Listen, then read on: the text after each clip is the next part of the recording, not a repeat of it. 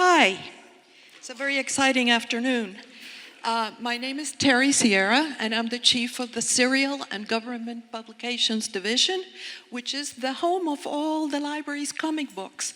And just to put a plug in for it, we have more than 158,000 issues of comic books, which makes us probably the largest repository of comic books in the world. So, pretty exciting.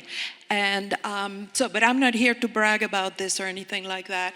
I'm here, and thank you for joining us this afternoon, for a conversation with Jaime Hernandez and Gary Groth. Seated over there. Yay! And this is actually in connection with a new exhibit, Comic Art, 100 years of panels and pages. And they wrote me remarks, so I have to read this part. Considers how the visual narrative storytelling styles of comic art have evolved from panels in early newspapers to contemporary comic images. So there you have it. I just want to say that everything that's on the exhibit is either from the Prints and Photographs division or from our division, Serial and Government Publications. And so before I introduce our speakers, I must say thank you to a few people. The Swan Foundation for Caricature and Cartoon, and of course, the Small Press Expo. Thank you, Warren Bernard. Yes, and thank you. And thank you for your donation of the 1988 copy of Love and Rockets to the library. We'll promise to take very good care of it.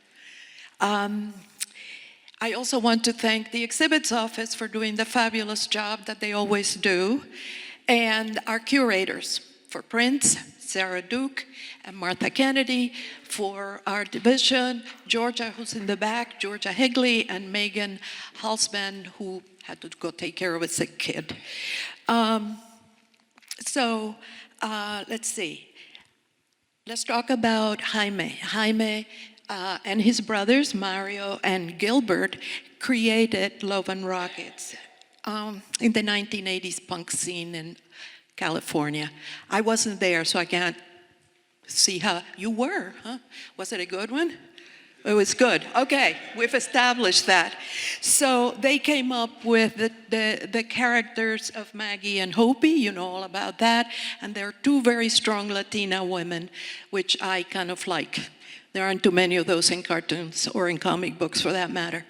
So, and the rest pretty much is history. From 1982, Fantagraphics, Gary Groth, the publisher and owner, has been publishing. But one of the things that I noted as I was getting ready to come over here is that there was a little lapse there between 2013 until now.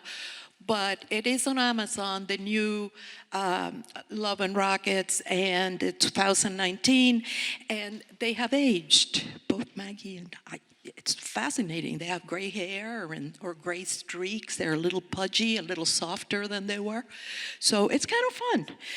And I appreciate that Jaime did that.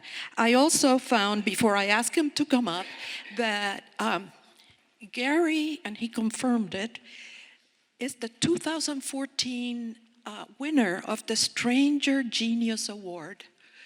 I thought that was amazing and fascinating. Stranger Genius. Anyway. There's no, well, you're in the right crowd. So, okay. So, I have to tell you that there will be a period of Q&A after. And you see the cameras? This is full disclosure. You'll be recorded. I don't want to discourage you from asking questions, but you'll be recorded. And also, I want to say that the exhibit is closed because we close exhibits early. We don't stay open late. But it'll be here till March? It's here, the exhibit now is here till March. And then phase 2. Okay, so you have time to come back and take a good look at this. But in the meantime, because we couldn't get you to the exhibit, Georgia brought out a whole bunch of comic books that you're very welcome to take a look after the program. So, okay, having said that, let's bring Jaime and Gary to the podium, to the stage.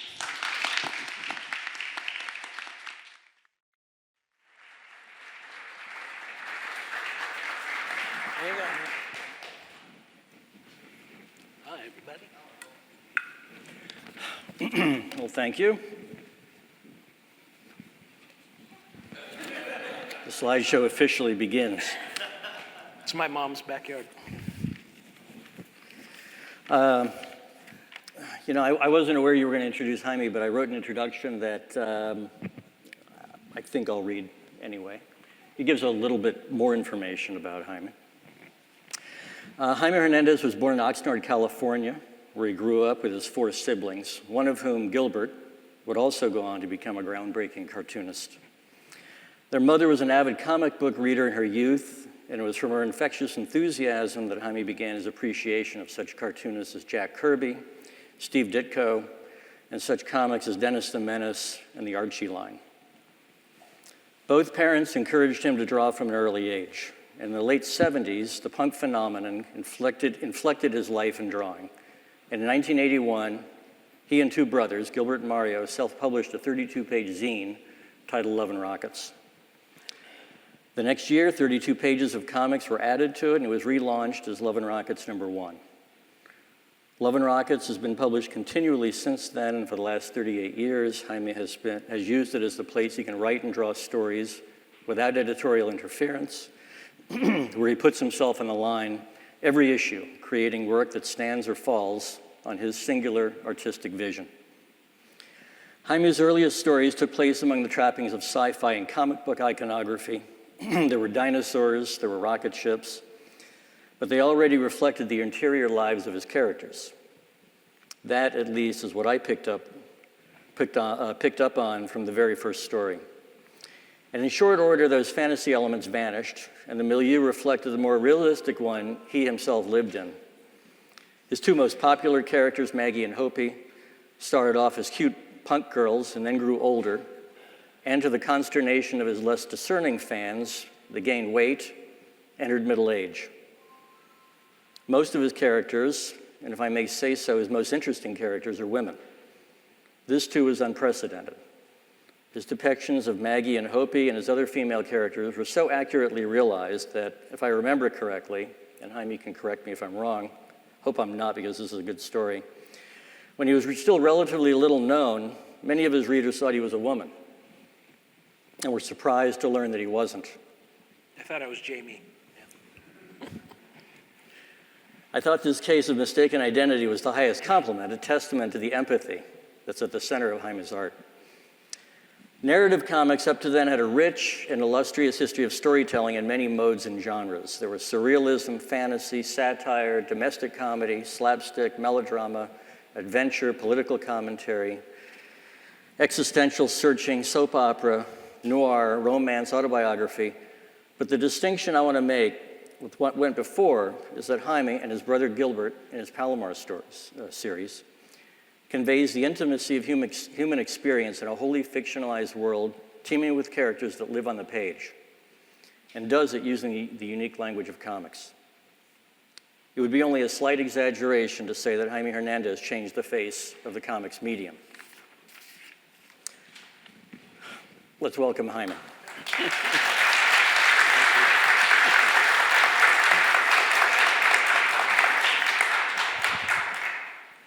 So I'd like to start off with a little history lesson. And Jaime started drawing Love and Rockets 38 years ago. Wow. If you can believe that. I'm not sure you can believe that.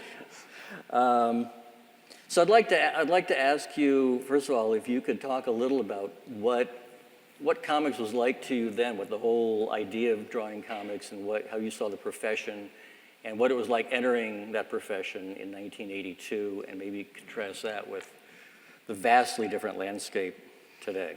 Well, yeah, the early 80s, 82, there was no alternative market. There was no people, artists with their kind of their personal expression didn't have really anywhere to go, or not very many places. It was basically that it was a time where Gilbert and I didn't like what we were seeing in comics. So simply, we just did our own. Had no idea if we would be published anywhere because I didn't know where to go. It was so we printed our own, which I didn't know was a weird thing to do, you know. But That's right. There wouldn't have even been that much self-publishing at that time. no, Very little. no. Yeah. But we kind of took it from the days like when you were young doing your fanzine back in the early 70s, that where people were just doing their own thing, and then with our punk mentality, it was kind of like, well, we're going to do it anyway, you know, we don't care what anybody's going to think, and we published our own and didn't know how to sell it because we didn't know anything about the market. How did you sell it? I mean, what did you do with these? How many copies did you print? We printed, it was supposed to be about 1,000, but a lot of them were double pages, so it was a lot less than 1,000. And we didn't know what to do, so we would go to conventions in LA, drive to LA and go to small conventions and just ask people like what they thought, or do you think we could sell this? And they'd go, scratch their head and go, yeah, I don't know, yeah, sure. And we didn't know how to do a mail order thing or anything like that. And it was until Gilbert sent a copy to you guys to be reviewed in the Comics Journal, and thinking you guys would hate it, but maybe free publicity kind of thing and advertising. Because we hated so much. And and he mailed it to you, and we didn't even think about it after that, and we just went about our regular lives. And then you wrote us back and said you liked it. And we were like, okay. Simple. I mean, you know, it was kind of overnight kind of thing. And without ever having heard of who they were, I mean, I had no idea who they were, but I did get this self-published, comics magazine in the mail, and I liked it so much I wrote a 3-page review of it in the Comics Journal, raving about it, because it was so enormously fresh. And the kinds of comics that Jaime is talking about that dominated the field were either newspaper strips or Marvel and DC comics. And there were a handful of other comics being published. Yeah. So some of the underground comics were still being published, but very few. I want to talk about the work. I mean, you and Gilbert obviously felt confident enough to draw 32 pages of comics.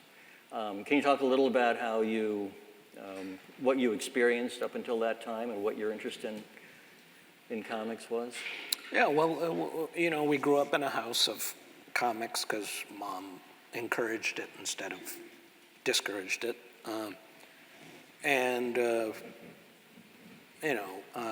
The oldest ones, Mario, then Gilbert, they go, let's draw our own, and we'd do our own as kids, and then I would just follow what the older brothers did. So we were all drawing comics, didn't know how to tell a story, didn't know how to draw, but we would just do it.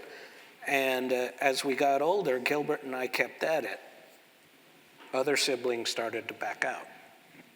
They wanted to have real lives or whatever. Less fanatical. But Gilbert and I kept at it, and we wanted to be published. And like I was saying about the 70s, when the fanzines like yours and stuff were like hey, if you give us some illustration, we'll print it.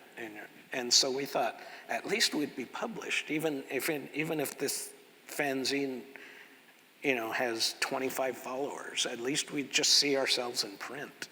And so we were doing that, and pretty soon we were drawing more and more stuff that was not going into these fanzines. We were just drawing it for ourselves after a while. And we were learning, we were honing our craft and learning how to use pen and ink and all that. And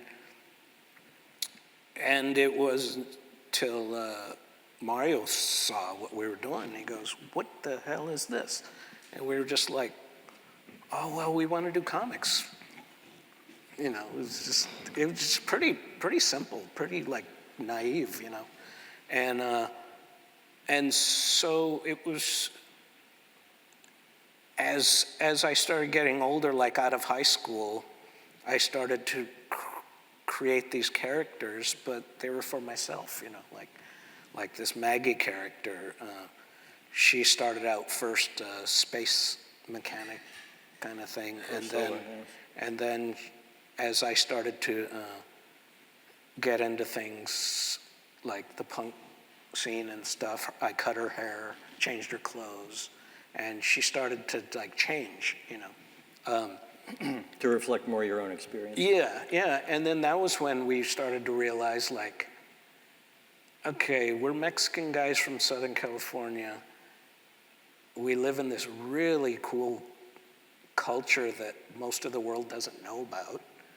We know we were in this punk scene that a lot of people didn't know about, and we were like, well, let's do stories about this stuff, or what we hanging out, instead of trying to create our superhero worlds or whatever.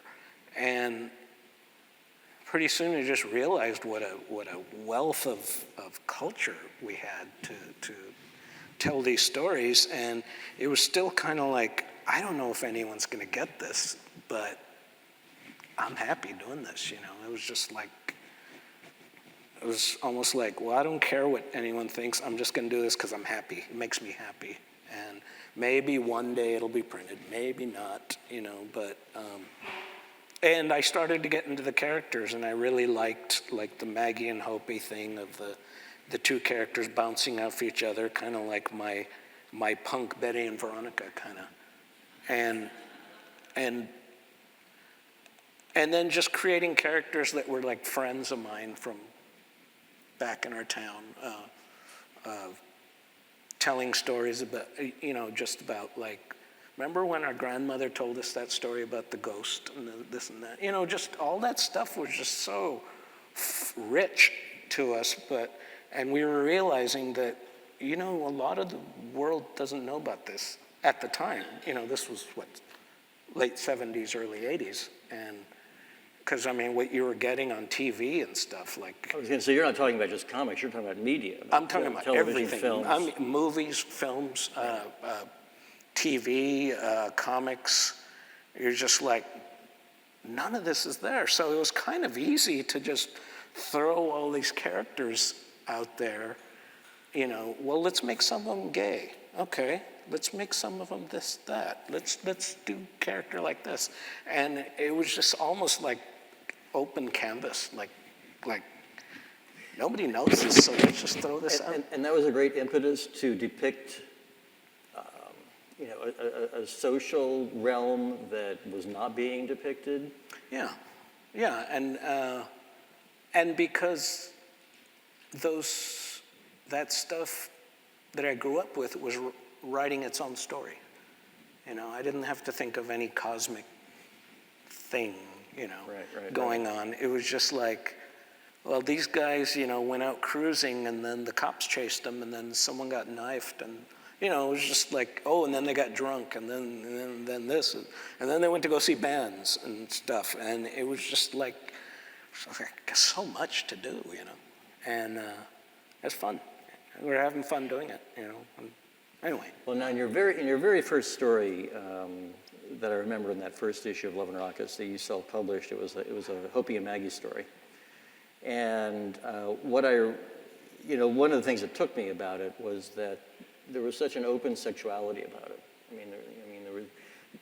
They were both sexual creatures, but there wasn't a kind of didacticism about it. You weren't pushing that agenda. It just seemed to be part of their life, and it was something that I had not seen in comics.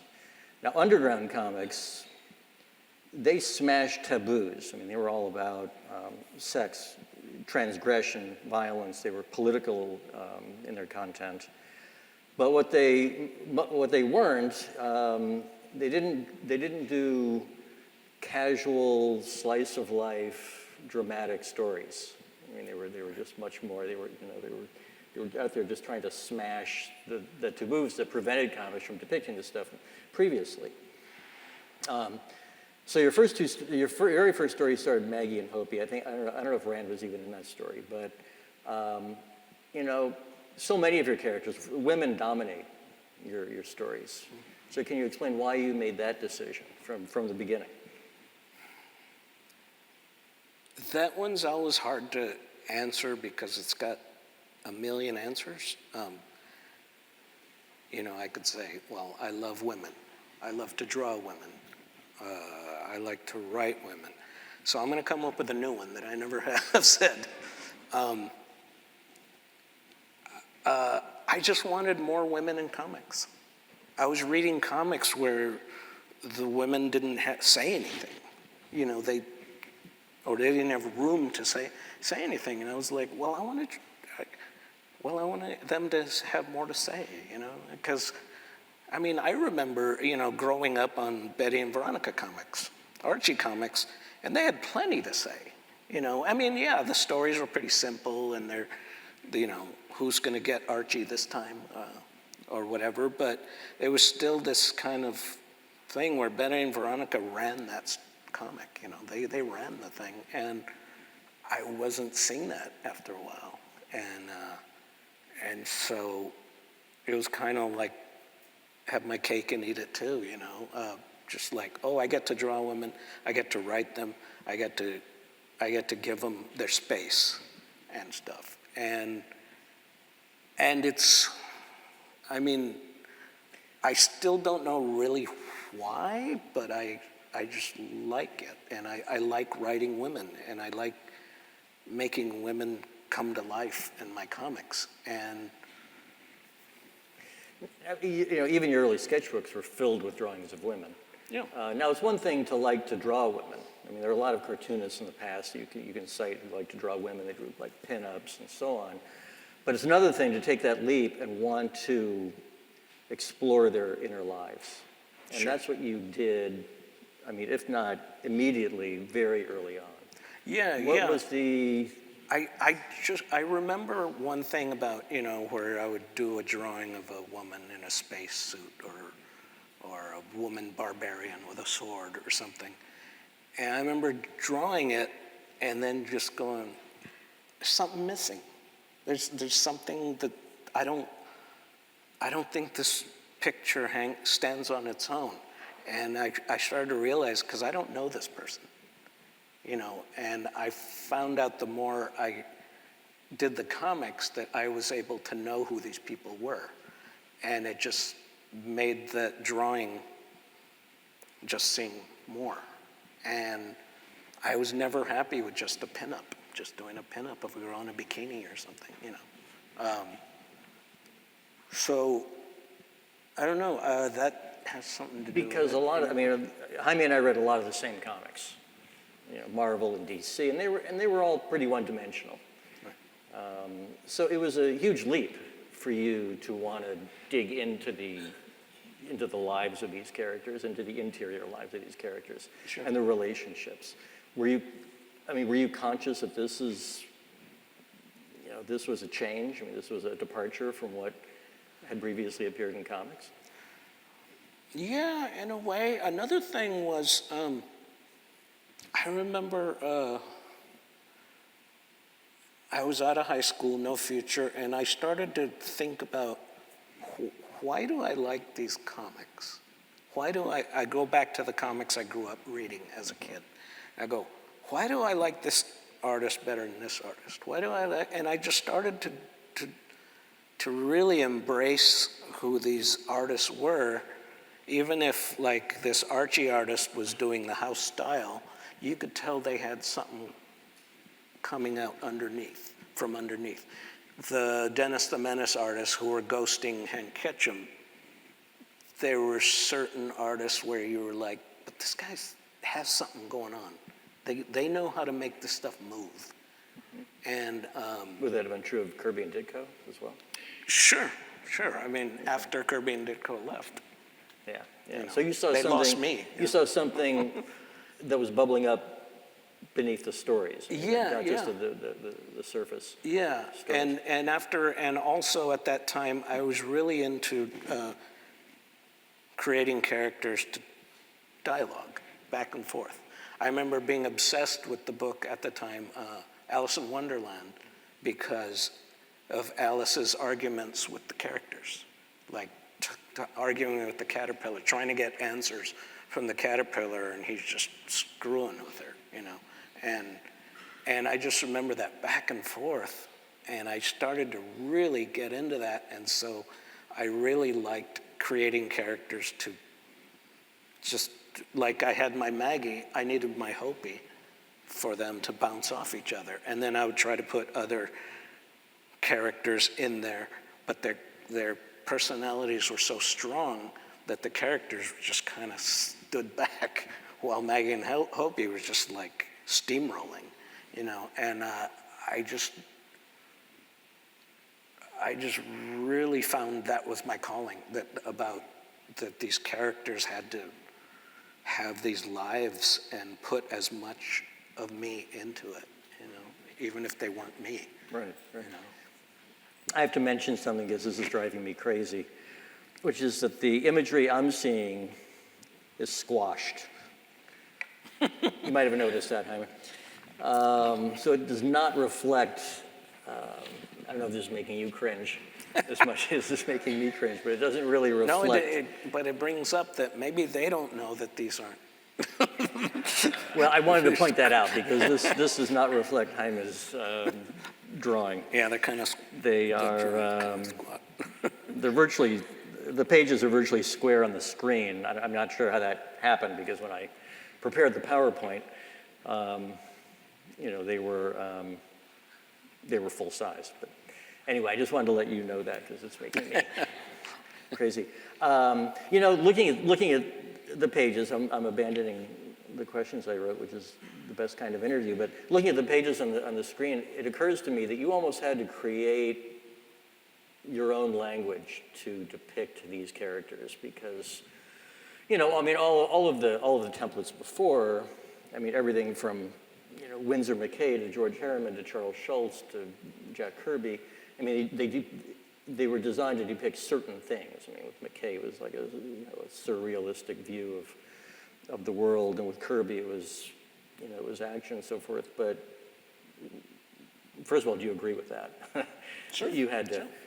I mean, because, you know, there are pauses in your work, there are silent panels in your work, there are, you know, there's a unique pacing and visual rhythm to your work, and I guess I'm not sure right now, sitting here, when you really started. I mean, I guess it was a project you started from the very beginning and just established at some point. But I mean, I remember even 100 Rooms, which is very early, which would probably be something like 1984. Yeah. I mean, that reflected a sophisticated sense of your project, like what you were doing. Were you aware that you had to adapt all of your knowledge and experience of comics to your own needs, and were you conscious of doing that? Or was it just a intuitive? Yeah, well, intuitive, but I do remember, and this sounds really corny, but it's true. I do remember going, okay, we're doing a comic here, and we're drawing this for the world. We're not drawing this for our little group of friends. We're not drawing this just for us anymore. We have to connect somehow, you know. I mean, for the most part, we got to bring them to us, but, and so I remember going, okay, it's time to be a grown-up. I mean, it sounds silly, but it was like, time to be grown up. I have to stand behind this stuff now. I have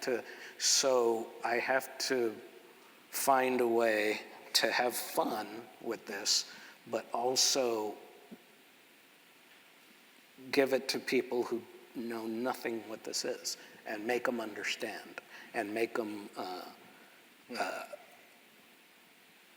I don't know, kind of meeting them halfway, but yet I'm still the boss, you know? You didn't want to abandon your own integrity, but you wanted to communicate. Sure, yes. but I wanted people on the other end of the earth to read my comics. Right. I didn't think they would get there, but that was my But they did. approach. And so it was kind of like, okay, I've got this thing, it's time to be a grown-up, you know, time to be responsible for. And keep in mind, for my stuff. when Love and Rockets #1 came out, I think you were 23 years old. 22. 22 years old. But yeah. Yeah. So at some point it was time to become a grown-up. Yeah. But yeah, it was, I mean, it's, when I tell the truth about my comic, it sounds so simple because it is. It's just like, okay, I'm drawing for people that I don't know. All right, I better be responsible adult now, you know. You know, I don't know if I can do that, but I could try. Right. Now, this is fascinating. This is what's being depicted on the screen. Is maybe you can actually tell them what that is. This is usually how a comic starts. I start just writing dialogue between characters, and then it starts to gel, you know. And then I change things, scratch things out. I still do it like this. I don't do it on a computer. And then I start to, those little boxes are the page layouts, you know. And I'm constantly changing, and then I tear that page out and I start rewriting it, keeping what I like best.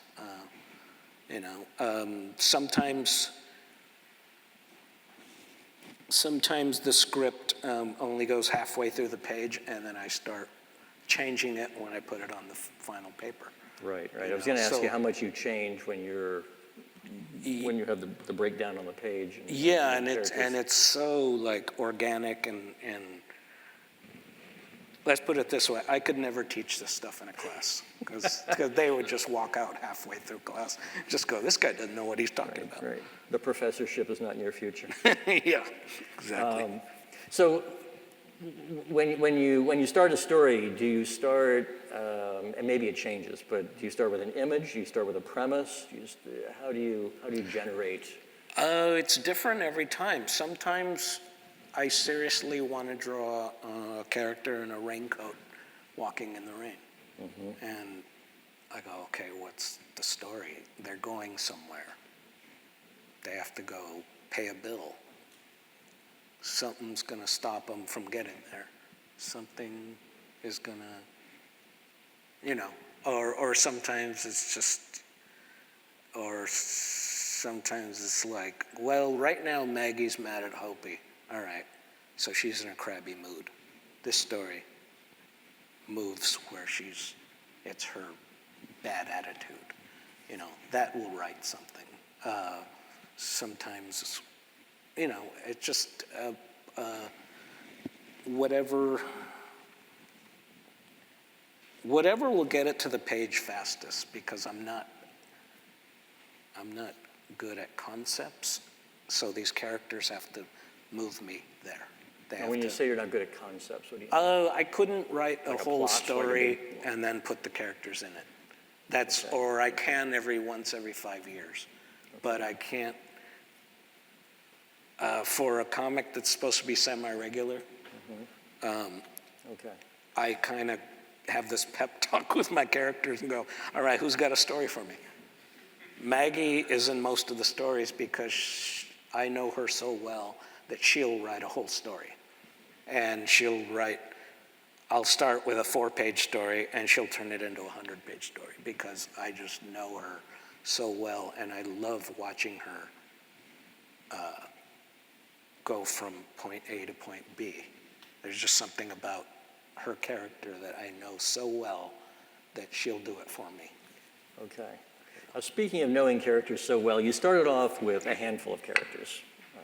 Hopi, Maggie, Rand, and then you expanded. And now Jaime has more characters than I can count. I mean, you have a lot of characters. Yeah. And you have to keep track of all of these characters, and all of these characters have different points of view and different inflections and different attitudes and different personalities. Is this all rattling around in your head, or do you have an enormous chart at home to remind you of what? How do you keep track of? We're talking about a lot of characters and a lot of highly particularized characters. Yeah, I try to keep a chart, but I lose the chart. You try to keep it in your head? So it's mostly in my head, yeah. If I go, okay, who's going to be in this story? Daffy. Okay, I know Daffy. I know what she would do in this story. She won't work because she will stop the story halfway through. Who would I put? Oh, if I put Hopi in there, she's going to make it go a lot further, and it's just what these characters will do and won't do, Daffy would be better for a different type of story. Yeah. And sometimes I have to create a whole new character because none of them will fit, or I'm not in the mood to, I've got other plans for this character. If I put them in this story, they're going to take it this way, and I don't want this character to do that. Right. So I'll come up with I'll create a new character. What haircut haven't I used? What What body language? Body language. Where does this person work? What's their lifestyle like? They don't even like Maggie and Hopi. Good, perfect. Stuff like that. And like I said, it's all in my head, and sometimes I have to go back and reread stuff, and I make a lot of mistakes sometimes. Like, ooh, that's not what she said back in 20 years ago. Ooh, what do I do about that? Sometimes I've written my best stories from accidents, from mistakes, because I wrote a whole story to make it seem like it was on purpose. And I found out, hey, I have a knack for this, of faking it. That's great. That's great. Yeah. But like one of my favorite recent stories, Brown Town, that's in Love Bunglers, came out of one huge mistake I made, and that was I created Maggie's family to be 5 siblings. I went back to an issue way back in the early 80s, and they said 6. And I went, oh, 6. What do I do? What happened to that 6th person? Did they die? No, Maggie never talks about a death in her family. And so at the last minute, I had a character say, and then there's Calvin, who ran away when he was young, got a girl pregnant or something. And I go, okay, that's the 6th person. And I went, why was he in trouble? Okay, so he was the troubled kid. What made him the troubled kid? How does a person oust someone from a whole family, especially a close-knit family? And I was like, okay. So Calvin, I wrote the character Calvin out of that mistake, and I wrote Brown Town from his childhood with Maggie and the rest of them growing up, and I basically told the story of how he kind of started to be troubled kid. That's right. Yeah. There are a couple of pages from Brown Town, which is, I think, one of Jaime's best stories. You talked about how you started a story, and in some of your stories, your stories from long ago, like Wigwam Bam or The Death of Speedy, those looked almost more plotted out. than what I just read recently in your last two books, Tanta and Is This How You See Me? Which, Jaime's last two books, I would say comprise graphic novels, but they are composed of short stories from 1 page to 20 pages long. And they appeared in the serialized Love and Rockets, and then we collected them into, I think, what legitimately comprises a graphic novel. But does that give you the latitude? You can do 1 page, or you can do 10 pages, or you can do 5 pages. Does that give you the I mean, but it's one story. One of the books is basically a punk reunion. Maggie and Obi go back, I don't know, 25 years, I think it is. And does that give you the latitude not to have to plot from A to Z and to make it a more organic, long story? And it's 100 pages. Yeah, I don't write the whole story. Right. So you yourself don't know where it's going. I maybe know the ending, or the main problem in the story, but I started out pretty simply and then watch it happen, watch the characters take it. So, and then I discover a lot of things halfway through about this story, and then by the time it's done, I turn it into this structure that makes it seem like I wrote a whole story, but I like, okay, it started off simple and it built. Well, why don't I kind of round it up here, and then a little trickle down. It's just kind of a feeling of what feels right. Yeah. And so, yeah. So I'm not looking at this side of the room. We're going to be taking questions in a few minutes, so anyone, if you want to think about questions, just in a couple of minutes we'll start taking them. You made a decision relatively early on, for which, and again, correct me if I'm wrong, but I think there was a little bit of a backlash where the girls started getting older, and they started getting, Maggie got heavier, and I think we got letters from that. Like, what are you doing? We like young, slim. Yeah, they love it. So what was behind that decision? I mean, that was clearly a conscious decision to change these characters into. Yeah. You could have kept them young forever, and that was also unprecedented in comics. There was only one other comic that I know of, Gasoline Alley, where the characters grew old in real time. Yeah. I think part of it was Gilbert was really into Gasoline Alley, but another part was it just seemed natural to age them because of watching family grow old, watching, I grew up in a family where all the relatives and all the aunts and the grandmother told us stories about the past. Mom always told us stories about growing up in Texas, being barefoot poor, and it sounded like the coolest thing on earth, and so there was a thing about. But you had this sense of time. A sense of time, and even as a little kid, I was 6, 7 years old, talking about the old days. Wow, remember when we were little, and I'm talking about 2 years before, but it just like this sentimental thing of remember when I was a little kid and the Beatles were new, and I'm saying this when I'm 6, and it just felt right, and to age them, that just added to their characters. It just made their characters richer, and it made them just more real. The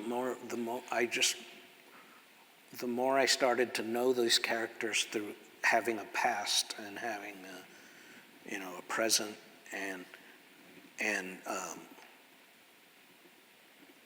all that, I just knew them more, and I just hopefully made the reader know them more. Like, these aren't just lines on paper, that there's something beyond that. And of course, it's just lines on paper, but Yeah. My main goal after a while was to make you believe that these aren't just lines on paper. Right. Right. So, Well, speaking of just lines on paper, when I think in the current book, Maggie and Hopi are about 50, late 40s, 50? Early somewhere in that 50s. Early 50s? Yeah. Do you feel anything emotionally when you draw like a Maggie and a Hopi at the age of 52, when you had previously drawn them at, I don't know how old, 19 or Right, 20, and you're making them older, and you have this substructure, but you have to age them? Yeah, I really like it because it's cornball again. You're I smiling.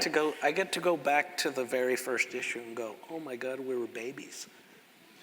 We were all so young and so alive. I think about that every time I read a current Love and Rockets. And it's just I guess it's just a thing I have, is the past and the present, even the future, has this just richness, and it just makes my characters more human and more lovable to me. Maggie and Hopi are arguing for the 1,000th time, and like, oh yeah, they used to do this when they were 17 too. Yeah. And it's just, Yeah. and then it takes me back to my youth and all that. And I know there are a lot of people that prefer not to look back, but I can't help it. Right. Yeah. Do you look to the future? Can you see Maggie and Hopi at 65? Sure, or one of them at least. Yeah. I don't have definite plans. What are you telling us? But one of these characters in my whole thing will be very old. I don't know which one. So Okay. it's going to be the last one. That's all I can tell you. Yeah. We'd like to take some questions, so don't be Frank. As someone who's read your work since the mid-1980s, and the order of publication, you hear with your publisher. I also work in a comic book shop, and sometimes people come in and they say, "Where should I start?" Because with a lot of your work, there are flashbacks that happen where, if you're reading along and a story happens with Maggie, you read it as a flashback in a particular issue, it hits you a certain way. There's certain stories that really hit me a certain way because they were flashbacks. But then sometimes the way that the books are published or the order of publication, do you have any feelings about how those things are read? How an audience can kind of have an entry point? I gave up a long time ago trying to figure that out. I just hope that anyone you open, it'll keep you there, and maybe you'll want to go back, see early stuff. I don't know. I just hope that you'll stick around. My default when people ask me that, and they ask me that at conventions all the time, is just start at the beginning, read them in chronological order. And and we have books by Jaime and Gilbert, those big complete Love and Rockets that start from the beginning and then just go right up. And since that's the way I read them, I figured. Yeah, and I just have to cringe a little because someone will say, "I'm just starting," and they'll bring stuff that's almost 40 years old, and I'll go, "Okay, just bear with it, okay? It gets better."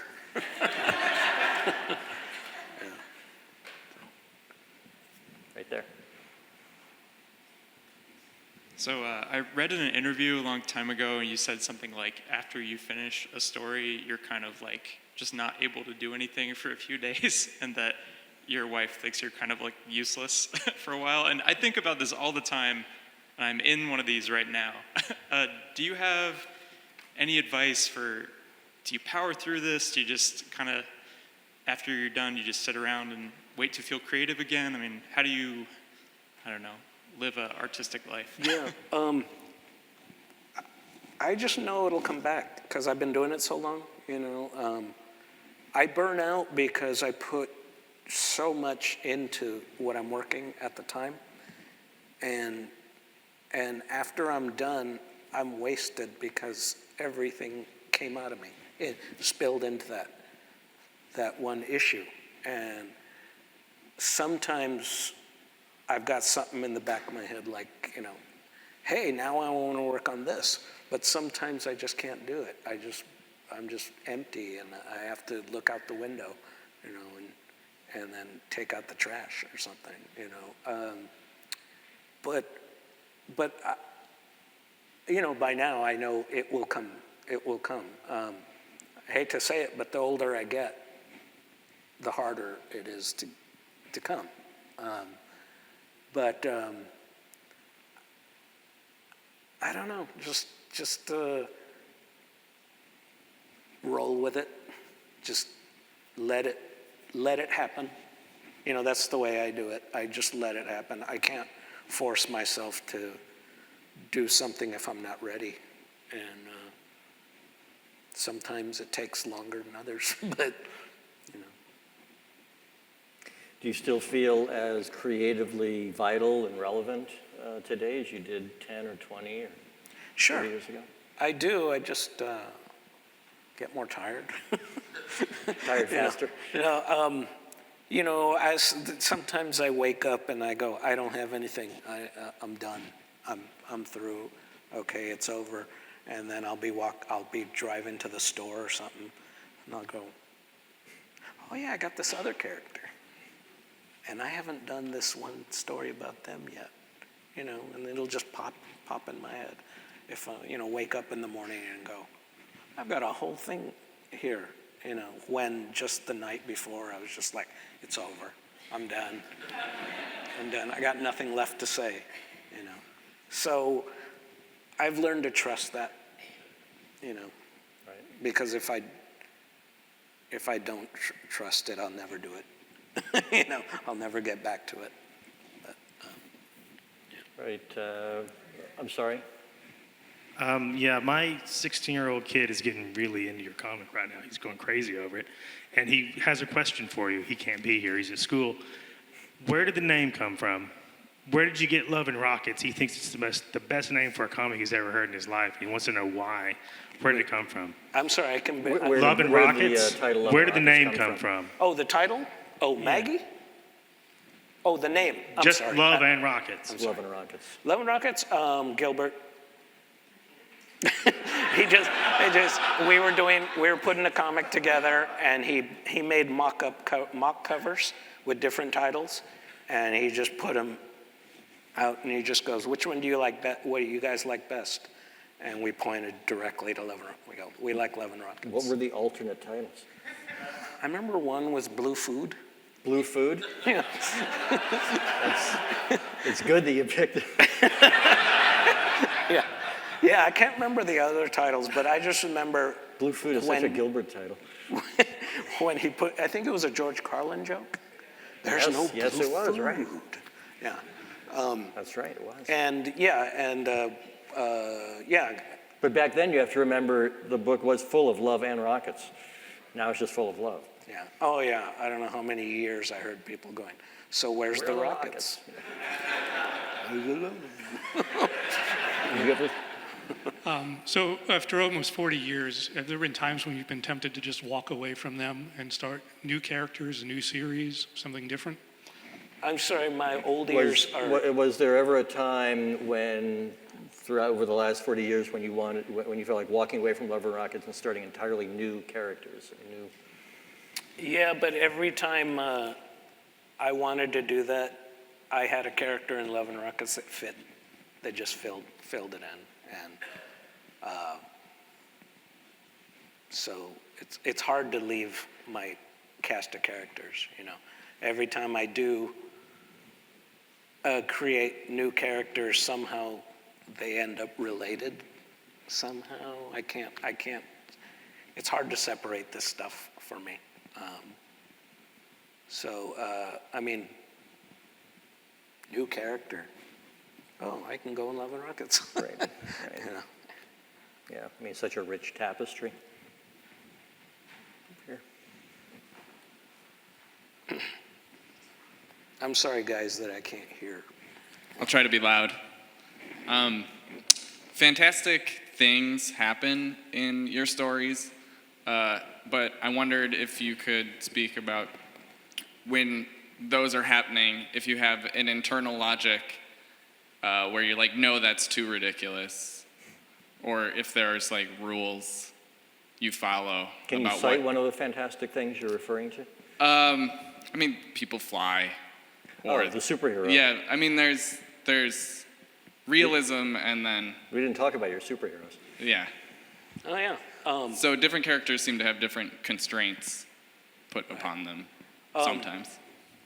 Whatever I think is too dorky, I won't do, or That's the criterion. or sometimes it's just like, oh, okay, I don't feel like making sense today, and I'll just try to throw something out and hope it hasn't happened in a TV show or something. I don't know. It just, it's anything goes, The only thing that stops me is me actually putting it on paper, Yeah, the superhero stuff, like the God and Science. I grew up on superheroes, so I love the whole thing. I just don't like how it ended up. I mean, for me, So when I did the Thai Girls story, I rewrote superhero history. I go, no, well, I'm going to make up my own. They made up their own in 1938. So I'm going to make up mine, and I'm going to change the rules. Okay, let's see. Women always had every single woman born has superpowers. Just some of them kept with it, or kept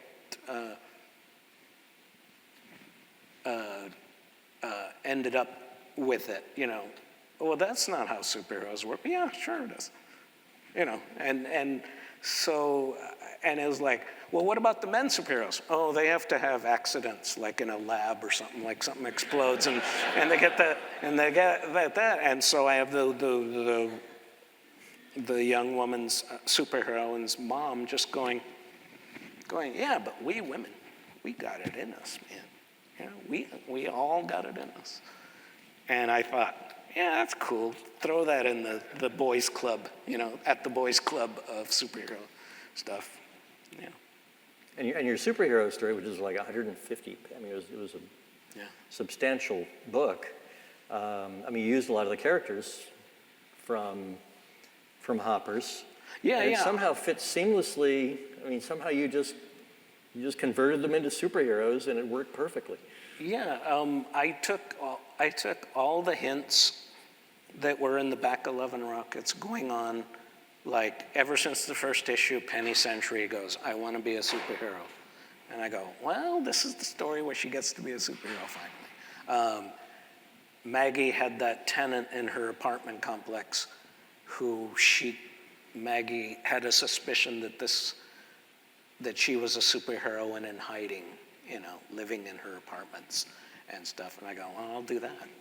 And I just threw everything from the past 11 Rockets of hints of superheroes going on in the background and just made it all this one story. Yeah. And it's, I can't read superheroes anymore. I mean, I used to read superheroes, when I was younger, but I can't read them anymore. But this was so funny and so exhilarating and so absurd. And yet, it had this kind of patina of realism, I mean, there was something at stake.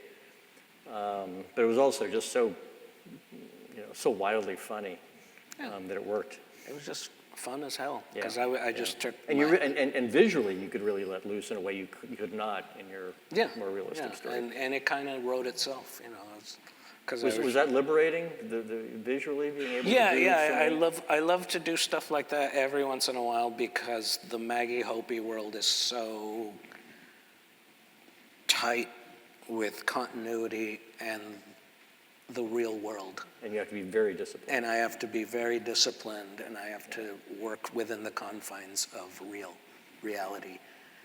In the superhero one, it's like, okay, so they knocked down this building. Who cares who died in it?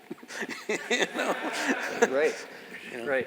I And mean, the thing, when you think of it, the thing, since in the early Jack Kirby, he was constantly knocking down a building and yeah. nobody, No one noticed. They moved on.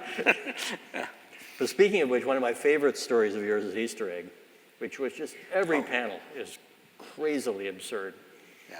Well, that was And it was just brilliant, visually just so because I brilliant. stole that from a Gilbert comic when Well, he wrote it. when he was 7. Yeah, yeah. Yeah. And I took it panel by panel. And, Presumably enhanced it a little bit. well, that was the thing, because I was just amazed that Gilbert was a 7-year-old. He wrote this cohesive, moving story, no matter how Was wacky it literally was. what he wrote, what he drew? Yeah, Everything every was redrew? panel was what he wrote, and I was just in love with that story since I was a kid. So I kept redrawing it. When I was a kid, I would redraw that story, and then I would redraw it 5 years later. And then one day I just needed an idea for Love and Rockets, and I just Like go, a well, I'll just put seven-page that in. story, yeah. When that was like late 80s? When was that? Yeah. Yeah. Anybody, do we have any? One more question. Does anyone? I mean, the pressure is on because it's got to be really great, of course. Thank you very much. Really great work. It's enlightened my life over and over again. If someone wanted to read more or see more about that history, that community, who would you recommend? I mean, I've read all your stuff. Who would be somebody else that might be worth reading? Or movie or whatever. Oh, somebody else, some other Some filmmaker, other writer. artist. Good heavens. Well, a lot of them are going to be at the SPX show. Because this is perfect last question, because then I get to open it up to right now in the history of comics, there are so many voices and so many creators. I would say there's just thousands and thousands of more comics than there were 1982, you know, and There are like 4. and there's so many artists that are just telling their own story, which we did. They're telling their own story, but on their own terms, which is the best part. They're going, I don't care if you say I can't do this, I'm going to do this. And that's how we basically started. And they're doing it cheaply, going to Kinko's, cutting it up, stapling it. They're doing it online. They're doing it, you know, they're just so, this is the era of where comics has just never been bigger and never been wider and broader a subject matter. The exact opposite of when you started. Yeah, yeah. And I'm just happy that we helped kind of push it out there, you know, because it's amazing. I'm sorry I can't think of any names right now, but go to the XPX show and they're there. I mean, and they all got their own story to tell, and it's the best thing you can do. Yeah. All right, well, thanks for telling yours.